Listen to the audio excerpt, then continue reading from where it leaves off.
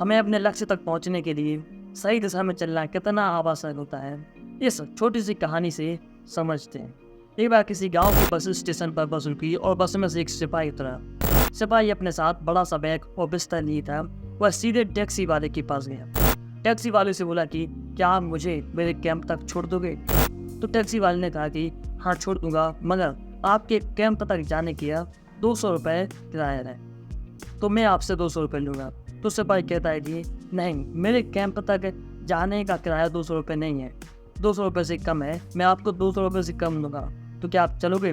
तो टैक्सी वाला कहता है कि मैं 200 रुपये से कम में नहीं चलूँगा। तो फिर सिपाही अपना सामान स्वयं उठाता है और पैदल चल लेता है। तकरीबन वह 15 से 20 मिनट पैदल चला तो वह बहुत हार चुका था, थक चुका था।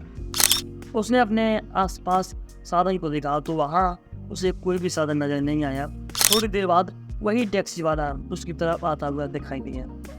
तो उन्होंने उस टैक्सी को रोका और कहा कि आप मुझसे 200 रुपये ही ले लेना, मगर मुझे मेरे कैंप तक छोड़ दीजिए।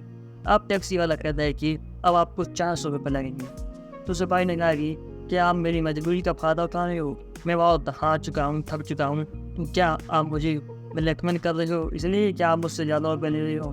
तो टैक्सी वाले ने कहा कि नहीं, ऐसा बिल्कुल भी नहीं है।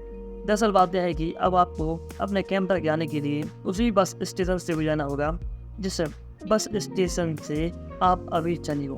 आप अपने कैंप से बहुत दूर आ चुके हो, इसलिए अब आपको 400 रुपये लगेंगे। जैसे ही सिपाही ने टैक्सी वाले की आवाज़ सुनी तो वह तत्काल टैक्सी में बैठ गए और कहा कि मेरे कैंप तक छोड़ने का आपका जितना किराया है ले लेना, लेकिन अब मुझे आप सीधे मेरे कैंप तक छोड़ दीजिए। कहानी छोटी सी थी परंतु बहुत ही इंटरेस्टिंग थी।